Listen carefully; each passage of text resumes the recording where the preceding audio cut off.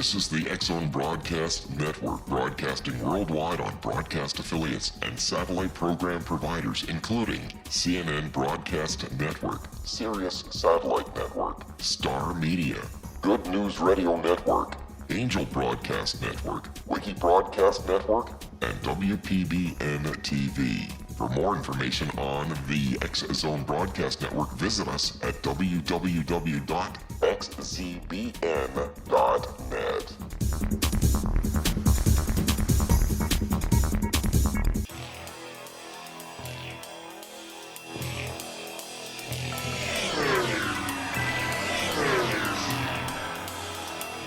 This is A Different Perspective with Kevin Randle. A retired U.S. Lieutenant Colonel, Kevin Randle has been studying UFOs for nearly 50 years. Kevin has investigated some of the most famous UFO cases in the world and has been consulted for dozens of documentaries about UFOs. Considered one of the leading experts into the Roswell UFO crash of 1947, Kevin has written more than 25 books about UFOs, including the recently published Roswell in the 21st Century. Now, here is the host of A Different Perspective, Kevin Randle.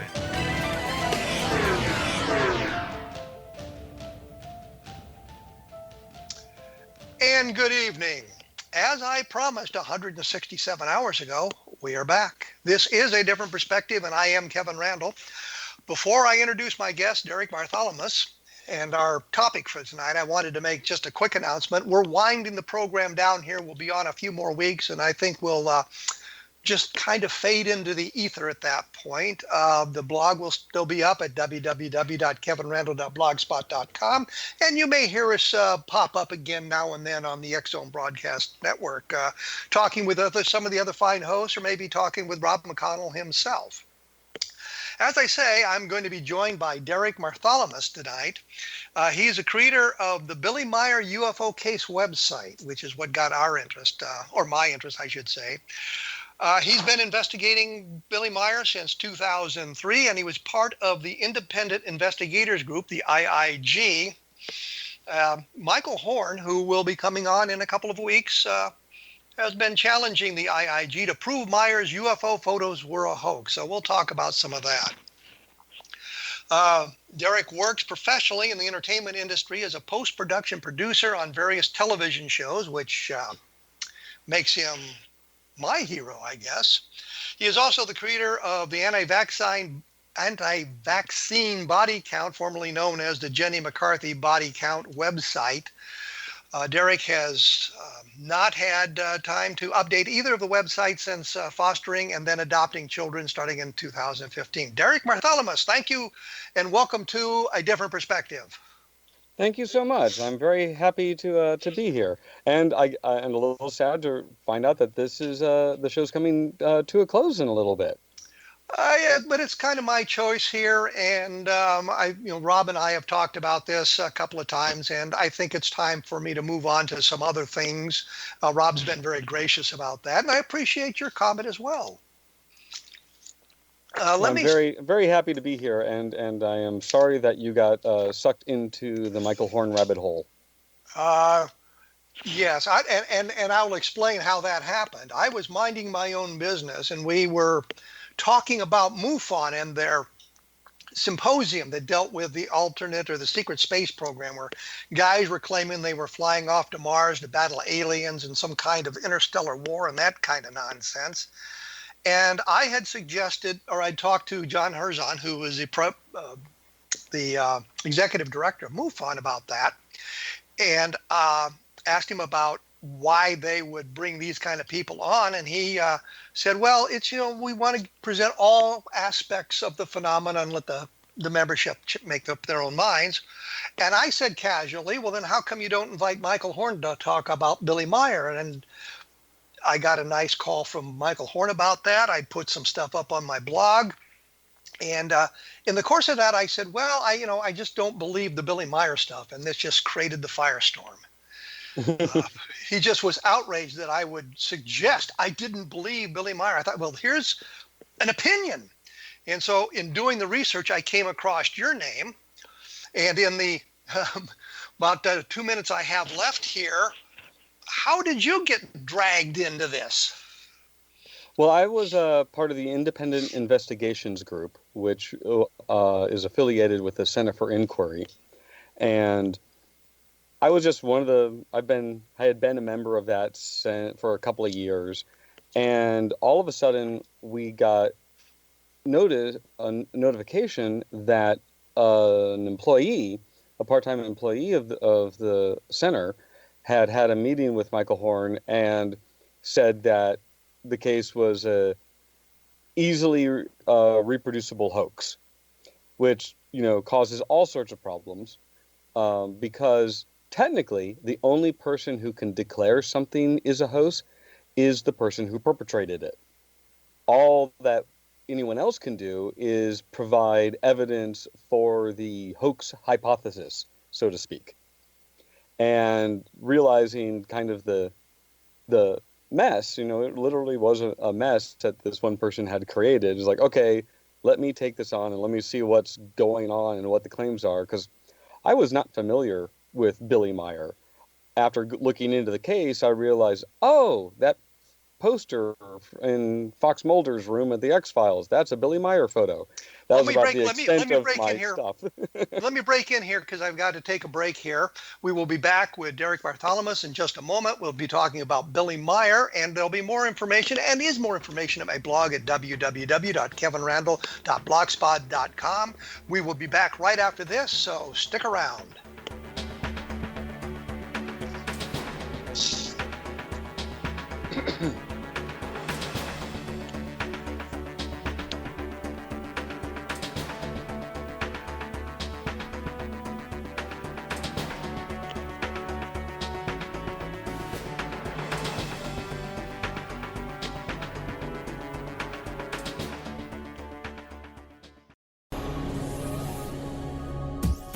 This is the X-Zone Broadcast Network, broadcasting worldwide on broadcast affiliates and satellite program providers, including CNN Broadcast Network, Sirius Satellite Network, Star Media, Good News Radio Network, Angel Broadcast Network, Wiki Broadcast Network, and WPBN TV. For more information on the X-Zone Broadcast Network, visit us at www.xzbn.net.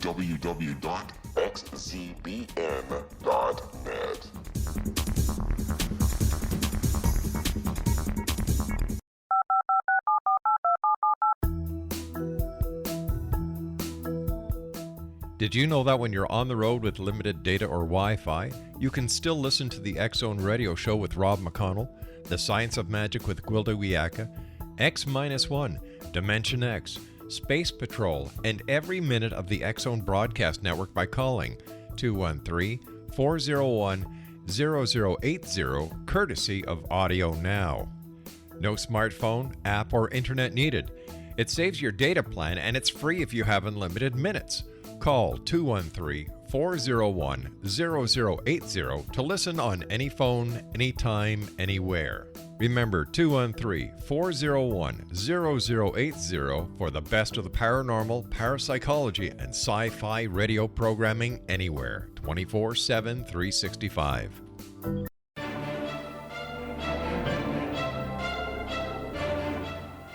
As you can tell, I was not funning you. I am back with Derek Bartholomaus. We are talking about Billy Meier. We were talking how he got sucked into this.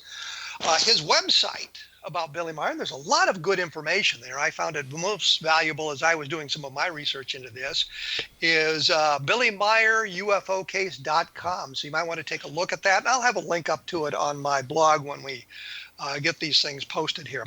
So you were talking about being sucked into the Billy Meier case, looking at the photograph that Fox Mulder had in his office there, I want to believe, and it's a Billy Meier beam ship photo. And so you kind of went from that direction to doing research into what this was really all about? Yeah, we had, there was email correspondence that Michael Horn had with the employee of the Center for Inquiry. And so I started looking at those. I introduced myself to Michael Horn and saying, hey, I'll be the point person on this. And then it really just kind of spiraled from there. there would be these claims about these photos and movies and prophecies and all sorts of stuff in the audio. And the more I would look into it, the more I would realize, oh, there is a perfectly reasonable explanation for these certain types of evidence that are put forward. Other things that are put forward, like, well, you said something, but you haven't actually provided anything that's verifiable or not verifiable, so I can't really do anything with that. And then, as you have come to realize, there's a lot of moving of the goalposts and arguing. Sorry, my brain slipped for a moment, and a lot of just smoke and mirrors, trying to say one thing. You start to address that, and then he starts talking about something else. It's like, but wait, I need to talk about this, and it does become kind of getting sucked into a black hole at times. So I know completely how when I read your blog and I read the exasperated tone that you had by just having one mildly critical comment. That is pretty much standard operating procedure for Mr. Horn. Well, it wasn't. It was sort of unnerving because I had merely said I don't believe Billy Meier, because I wanted people to understand that I wasn't accepting everything there, but it was a matter of belief. It would be similar to saying, and the best example I could think of is there are a lot of guys claiming to be Vietnam veterans, claim they were in Vietnam, and over the years I've come not to believe these people because there's so many of them lying about it. Right. And so if you say to me, I'm a Vietnam veteran, and I say, well, I don't believe you, and then you present me with your DD Form 214 and other documentation proving you served in Vietnam, I'm changing my mind. I just haven't seen the evidence to suggest that Billy Meier was telling the truth, and I had not looked deeply into the case. I had looked into it somewhat, but Billy Meier was what we would call a contactee. He's in communication with these people from the Pleiades, and that makes him a contactee. And we have found that the contactees just aren't reliable sources of information. And that was kind of where I was coming from. Just what I thought of as an innocuous comment. And he went ballistic on me. Oh, it wasn't an innocuous comment. Don't think that it wasn't. It absolutely was an innocuous comment. Yes, precisely. And so I'm looking at all of that stuff, and I was looking at pro Billy Meier blogs and anti Billy Meier blogs and all of that stuff, and I came across your stuff that I thought was very interesting. And you've talked about some of the stuff you looked at that suggested that it may not be true, or moving the goalposts. What's a good example of one of those, I guess, exchanges of information between you and Michael Horn? Well, one, dealing with the prophecies, there's a particular one about the Bugey power plant, and that's the power plant in France, right?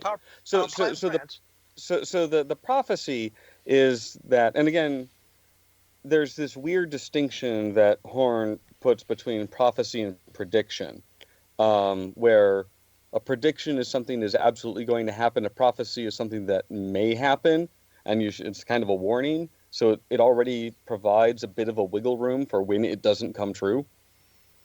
And the prophecy basically says, like, the danger of accidents in nuclear reactors will increase throughout the world.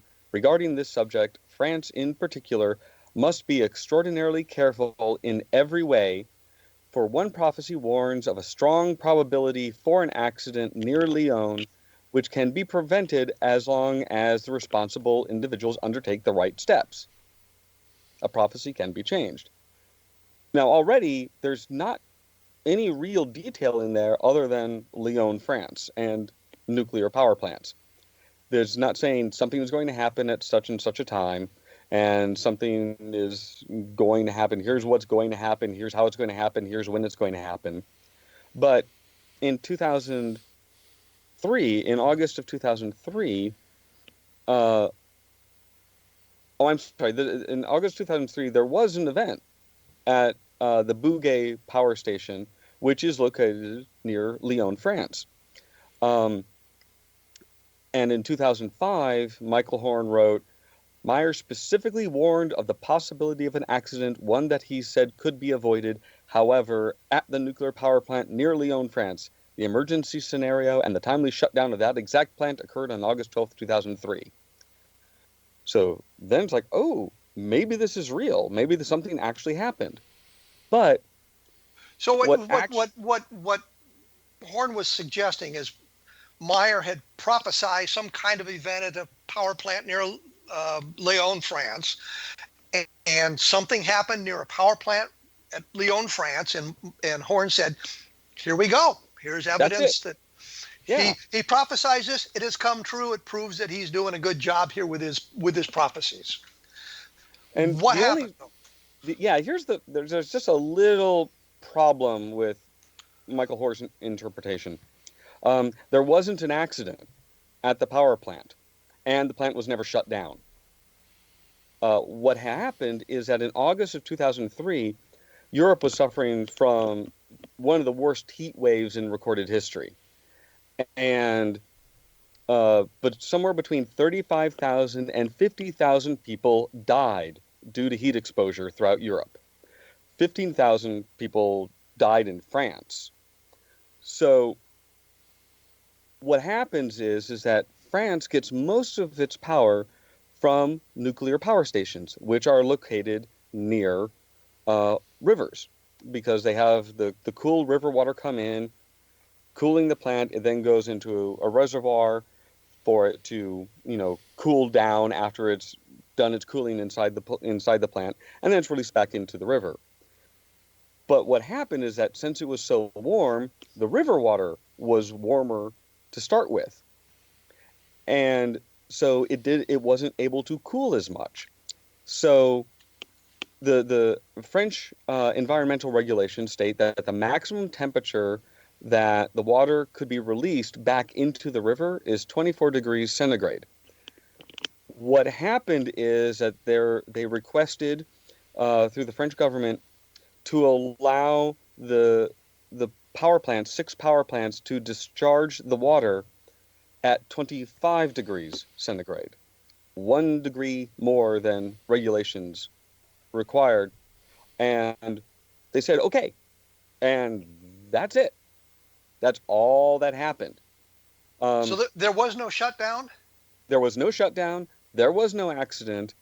All that happened is that the power companies requested of the government to release the water that came out of the power plants, the cooling water, to be released back into the river 1 degree warmer than normal.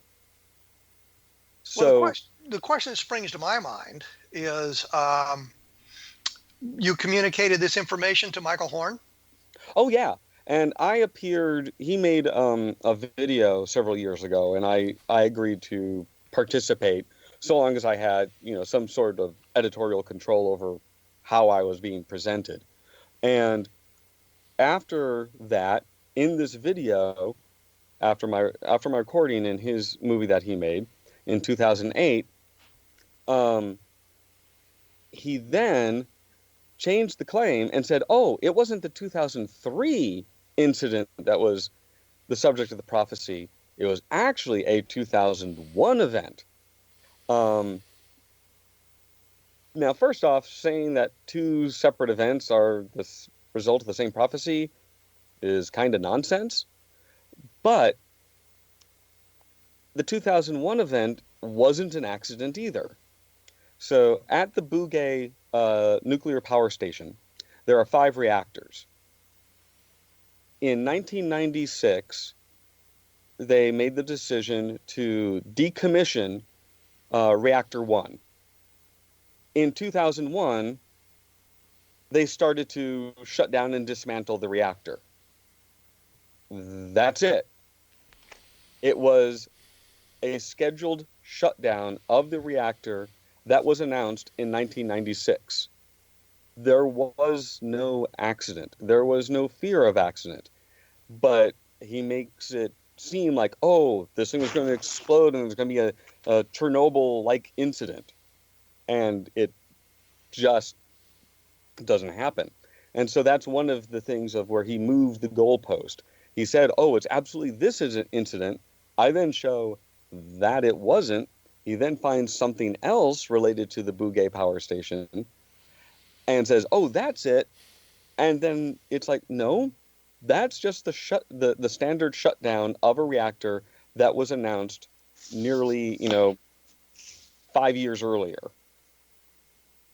So we're looking at a prophecy talking about a reactor near Lyon, France that something might happen at, and something did. They shut down a reactor, or they had to change the parameters they're operating under. So there is, I guess, an element of accuracy there that you could point at. I wouldn't, but but again, the prophecy says the danger of accidents at nuclear reactors will increase. And there's a strong chance of an accident near Lyon, but there were no accidents. And I would imagine that you look at, I guess, the danger of nuclear power plants. You could say that there are going to be accidents there, and there have been accidents at power plants. And I don't know if they're building more around the world or not. I know in the United States we kind of have a prohibition on it, but I would imagine if you bring more online that you have an element that would raise the number of accidents, and that would make the prophecy sort of true, like saying, well, there's going to be an earthquake in Europe at some point, and it's not really good. I'm going to have to break here to take another break, I suppose I should say. I got caught up in my own syntax there. What can I tell you? As I say, take a look at www.kevinrandle.blogspot.com. We've discussed some of this on the blog, Billy Meier and some of the information from Michael Horn and that sort of thing. Take a look at BillyMeierUFOcase.com, and you can see in depth some of the research that has gone into looking at his prophecies and what he has to say. And as always, if you're enjoying this program, take a look at the X Zone Broadcast Network, xzbn.net, and there's a lot of fine programs that deal with the paranormal and UFOs and things that should interest everybody going on there, and that'll be helpful as well. We will be back right after this. I'm chatting with Derek Bartholomaus about the Billy Meier case. Stick around.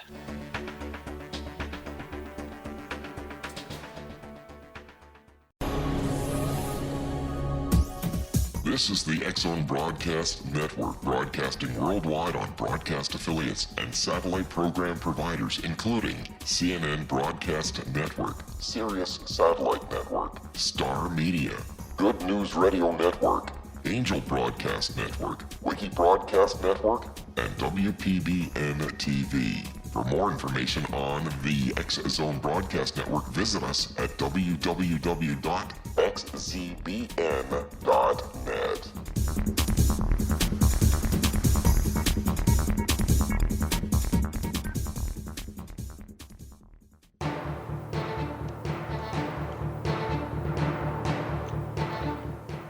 I am back with Derek Bartholomaus. We have been sucked into the Billy Meier conversation, and we will continue in that vein. Once again, if you want more information, take a look at BillyMeierUFOcase.com, and there's a bunch of buttons there and links that you can access to gather more information. We were talking about one of the prophecies.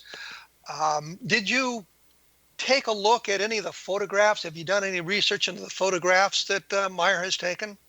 Oh yes. There are some wonderful photos that have been taken, and there's been. I tend to use the word deconstruction a lot on my website, where I just break the claim apart and look at all of the bits and pieces. Let me ask you a question here, because I see that you're in the industry as a post-production producer. So I would assume that kind of expertise helps you to take a look at these photographs and determine to deconstruct them. Yes, to some degree. I'm much more knowledgeable in film and videotape than photographs, but most of the work that I've done in the case just requires looking things up and reaching out to people and asking questions. Because a lot of times Meier will say, so-and-so said this.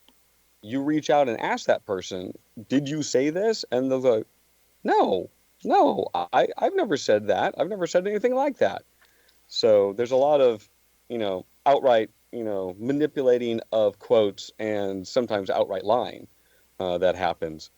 One of my favorite, regarding the photos, one of my favorites is the picture of Asket and Nira, who are, Billy Meier is part of this belief towards the Nordic type of alien, the blonde-haired, tall, human-looking alien. I think we should explain here that the Pleiadians, these are the people that supposedly come from the Pleiades, which is I don't remember if it's an open star cluster or a closed star cluster, but it's a star cluster. You can see it in the sky. It's the seven sisters, seven bright stars right close to one another. He's claiming that he is in communication with these people from that area of our galaxy, I guess. And when you talk about these two women, you're talking about two Pleiadians who come down to visit with him. Exactly. And just one quick little note. It is now known that the Pleiades star cluster doesn't have any, it appears to not have any planets. It's too hot. There's too many stars. It's an active star forming area, and the idea that there's life that could be there has been refuted by scientific evidence for several years. Well, and then he changed his claim, saying, "Oh, they're kind of extra dimensional. They're kind of near there," and then he also said, then that's when they changed the name. They're not the Pleiadians. They're the Pleiadian. I just call them Pleiadians because that's simpler for me. But what I was going to say is that we have to assume that they are comfortable in our atmosphere and our conditions because they come down to Earth and they apparently do not require any kind of special space suits or oxygen equipment or air equipment or anything like that. They live in our environment very well. So if you're talking about an environment where the planets supposedly won't form or are extremely, extremely hot, we're talking about something that kind of eliminates them, which they now are embracing, I suppose. Right. And so Asket and Nira was this one photo of Asket was originally published in the book UFO Contact from the Pleiades Volume 2 in 1983. Written by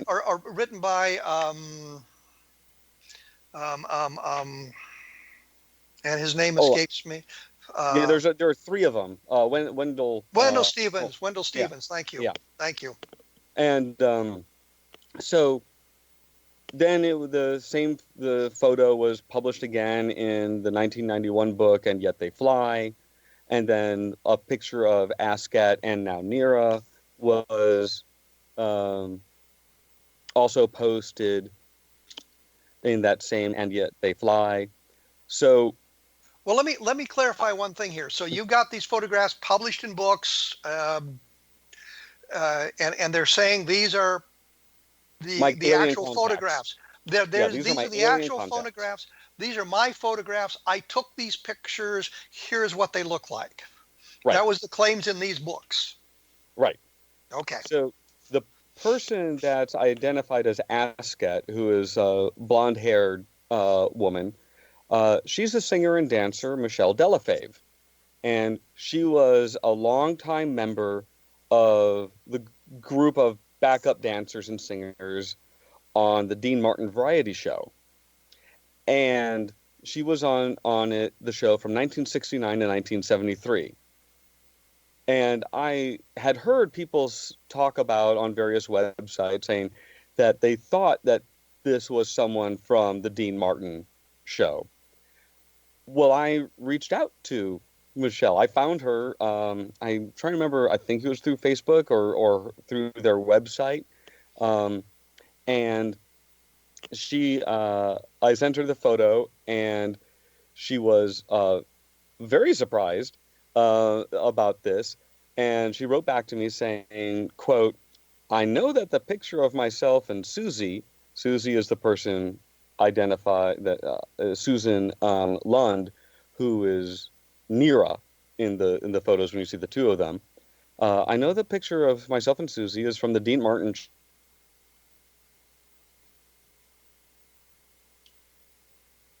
The Dean Martin show? Amazes me that he chose that picture.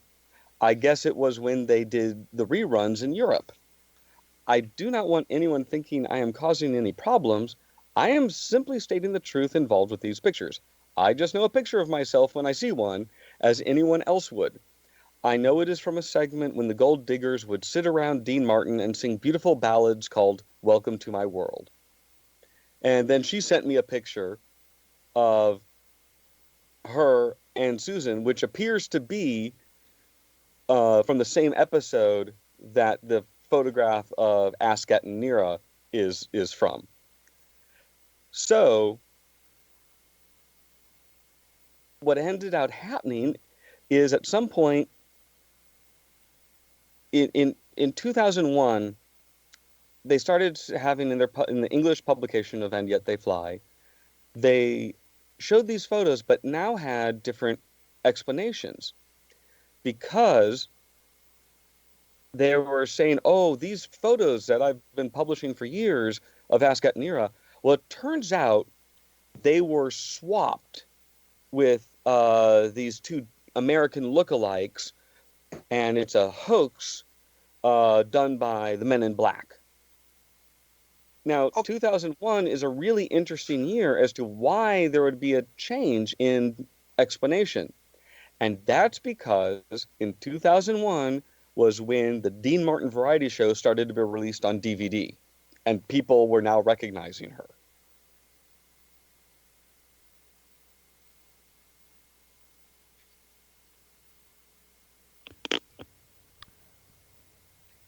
And then Lee Elders was another person who was involved in the writing of that book.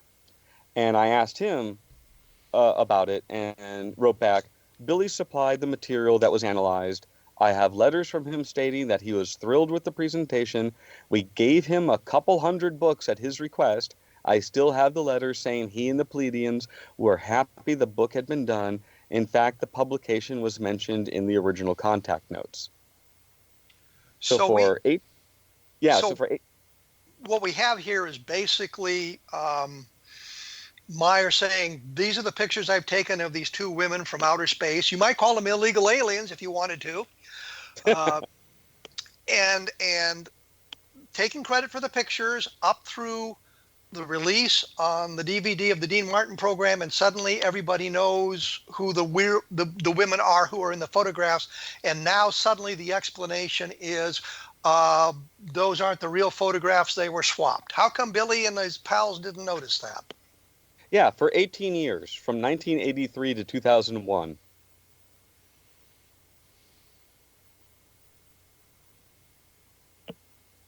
It boggles the mind at times. And then another one of my favorites is in one of his videos or books, I can't remember exactly where the source of this is, but there's a picture of a flying dinosaur, a pterosaur, flying in the air and trying to catch some prey.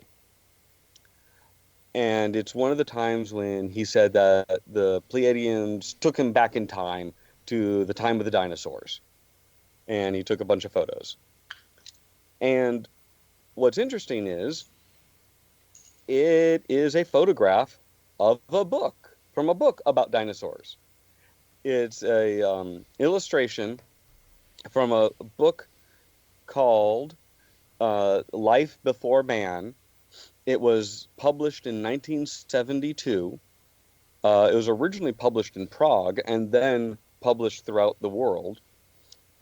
And it is amazing. It's literally took a picture of page 137 and said it was a dinosaur from when he went back in time. Well, I mean, shouldn't it have been clear from the pictures, if you're looking at the pictures, the prints of the pictures, that it was taken from a book, or the same thing? I mean, how could they disguise It's these a low photographs? quality picture. It's a low quality. It's Uh, kind of blurry. It's out of focus. The color's not good. So they kind of try to hide things that way. It's the same thing with the movies, um, where they will say, "Oh, look, you see this ship going behind this hill. Therefore, that means it's a big ship far away." Well, you don't actually see the ship go behind the hill because the movies are of such low quality, the way that they were recorded, that you see the dark edge of the ship go against the dark edge of the hill, but you can't see which one is in front or behind the other. And being involved in filmmaking and television production, the movies are one of the things that really drive me nuts, because they were never recorded to videotape properly. What happened was, he set up a screen in a room in his house. He projected the 8mm films onto the screen, and a Japanese television company videotaped the screen.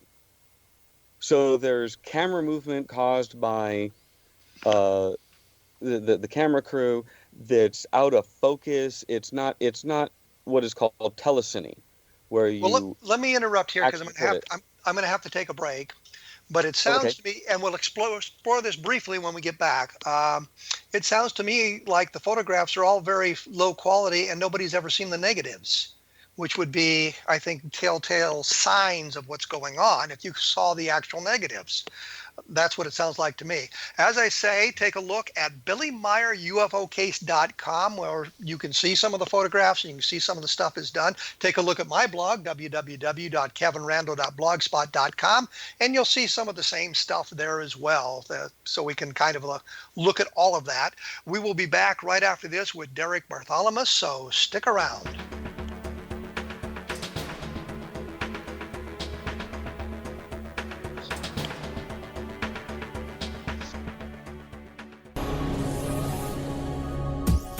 This is the X-Zone Broadcast Network, broadcasting worldwide on broadcast affiliates and satellite program providers, including CNN Broadcast Network, Sirius Satellite Network, Star Media, Good News Radio Network, Angel Broadcast Network, Wiki Broadcast Network, and WPBN TV. For more information on the X-Zone Broadcast Network, visit us at www.xzbn.net.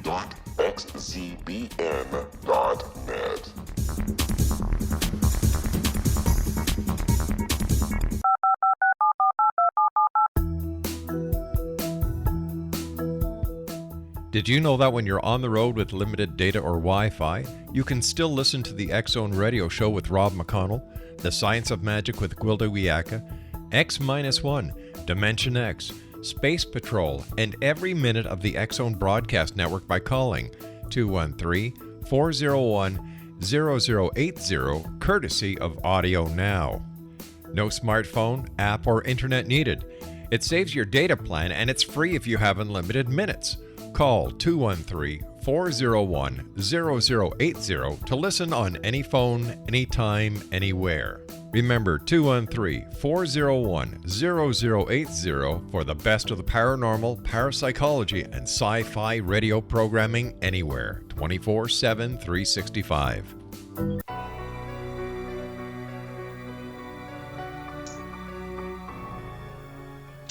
Believe it or not, we are back with Derek Bartholomeus. And I don't know why we always have to say we are back, but everybody always does it. So I just fall into that trap. The website is BillyMeierUFOcase.com. And when we went away, we were talking about the photographs. And I mentioned something that struck me, because I've seen some of these photographs, and I know they're now claiming 234 of them or something like that are faked, and they were faked by the Men in Black to make Billy Meier look bad.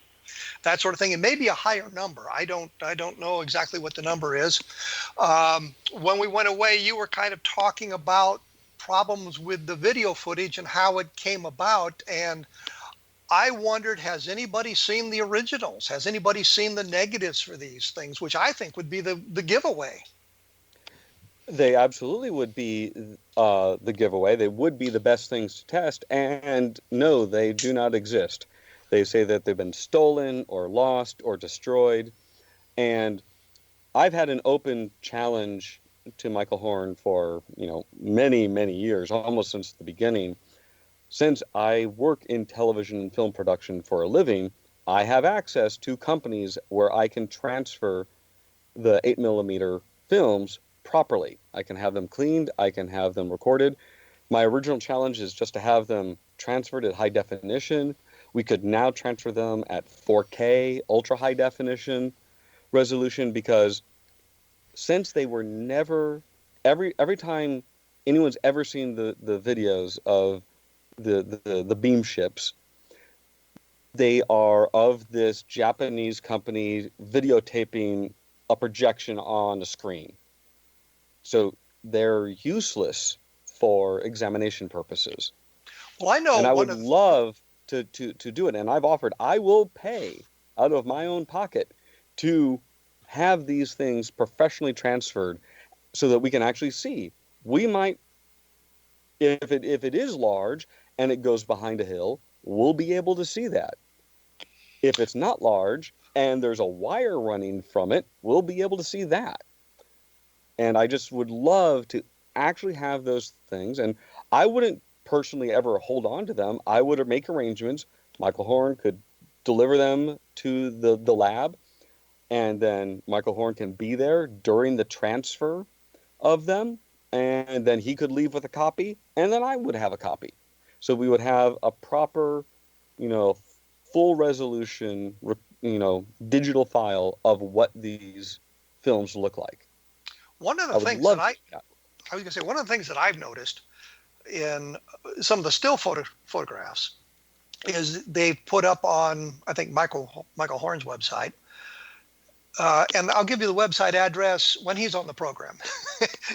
Anyway, there was a letter from a photo analyst who said that he found no evidence of hoax in the photographs. But he also says, and I don't understand why they put this paragraph up on the website. He also says what he's looking at is a second generation print. He's not looking at the negative. He's looking at a print of a print. And right. So he found no evidence of a hoax on the print. And I'm thinking, so if you looked at the negative, that would be something important. Here's the negative. Do you see any evidence of a hoax on the negative? And I would suspect that if you're not allowing people to examine the negatives, that there may be something on there you don't want them to see. Yeah, and also if you had the camera negative rolls or strips, you could see photographs in sequence. And my guess is that they don't ever want those things to come out, because I bet the photograph before or the photograph after of the one that's been published might reveal something as to how the object is placed in the frame.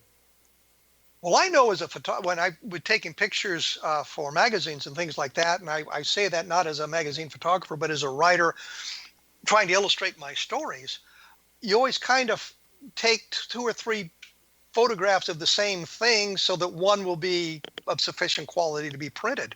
So Exactly. So things may be revealed on the other end of that would be of interest. But I found Wendell Stevens and others showing some of the photographs, and the one of them that you talked about was the dinosaur, saying, Billy Meier took this. Billy Meier took these photographs. Do you have any idea how many they now claim the Men in Black have stolen? I don't know. The number always changes. Every time something is shown that calls into question the truth of the original photograph or movie or prophecy, then it immediately is switched to something else caused that. Something was changed, and by the malicious Men in Black sort of thing. To discredit and defame Billy Meier, we want to discredit him because the information being provided by, they're not the Pleiades anymore. there's something wrong with that stuff, so we have to blame someone else for it. I am astonished that anybody would accept this as anything authentic. I know it really does boggle the mind, and there's so many things are just out and out weird. I mean, in his own movie and his own talks about himself, Meyer talks about being sent to youth prison twice. He talks about deserting from the French Foreign Legion. He talks about being institutionalized in Switzerland. And it's just like, if this is what if this is the good information that you're trying to put out and the stuff that you're proud of, it doesn't seem like you're really the best quality of person that, should be, talking about, living life better and so on. If you've been jailed for assault. Let me ask you this in the just a couple minutes I have left. There's a claim out there that I've read a couple of dozen times that there's 125 witnesses to Billy Meier's activities. Have you come across that claim, and what do you make of it? Yes, I have seen that claim many times.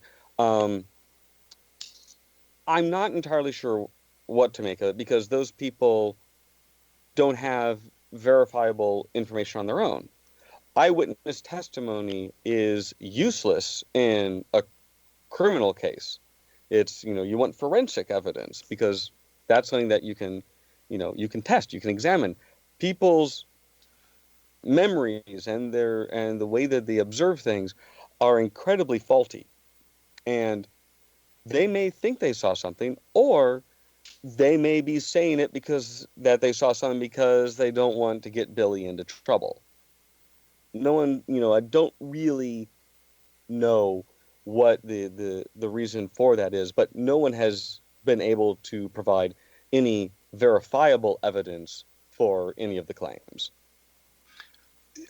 And that's kind of the point. Supposedly there's all kinds of evidence available, the photographs, the metal, and that sort of thing, that if they were reliably examined, we would have some legitimate answers. But somehow we're always removed from the original photographs or the original analyses or the original documents. Right. So I guess the question is, you don't accept the Billy Meier as being a prophet or a contactee or an emissary from the Pleiades? Well, I honestly don't know, but there's no evidence that he is those things. There's nothing that's verifiable. Well, I think that's the whole point. I mean, I can say anything, and if I can't prove it, then it's really useless. I mean, if I tell you I'm a Vietnam veteran and I have documentation, then it's acceptable. If I tell you I'm a Vietnam veteran and I don't have the documentation, then the conclusion has to be, well, there's something amiss here. Exactly. One quick thing, I just want to give a shout out to one other person. Like I said, I haven't been able to do much with the website in years, but there is someone by the name of Mahesh Karamudi who runs Billy Meier UFOresearch.com, and he has looked into many more claims in the past few years than I have been able to do. And I think in addition to my website and your website, I think Billy Meier UFO Research is a good place to have other people check out if they want to learn more of the examination of the various claims of Billy Meier. I think that's a good point to quit. We've kind of examined this. As I say, Michael Horn will be on in a couple of weeks, and we can chat with him and see what his take on all of this is. I suspect it's not going to be quite as pleasant as this. Probably not. Your website is BillyMeierUFOcase.com, and there's links to other websites and things like that for you to take a look at. Derek, thank you for taking time out with us tonight. I know it was kind of an inconvenience for you, and I certainly appreciate you coming on the program. Oh, thank you so much. I'm glad that we were able to work it out. I am too. We will be talking to Michael Horn in a couple of weeks. We will be talking to Eddie Bullard, talking about UFO abductions and that sort of thing, a member of the Center for UFO Studies, wonderful researcher. And at the end of the month, we're going to be talking to Adam Dew and get his take on the Roswell slides. There'll be more information about all of this at my blog, www.kevinrandle.blogspot.com. And the other thing is, if you want a dispassionate look at the Roswell case where it stands today, take a look at Roswell in the 21st century. I know some people think it's just a debunker's book, but what I attempted to do was look at the case through, I guess, more scientific eyes, looking at the evidence, what we could really prove, what we thought we knew, and what we kind of guessed at, and sort of distill all of that into one place where you can get some good information about that. I will have things up at www.kevinrandle.blogspot.com about tonight's program and things coming up in the future. And also take a look at Encounter in the Desert, which is my book on the Socorro information, the Socorro landing, and we've talked to some of the people involved in that in the past. Thanks for listening. We will be back in 167 hours with another episode of A Different Perspective.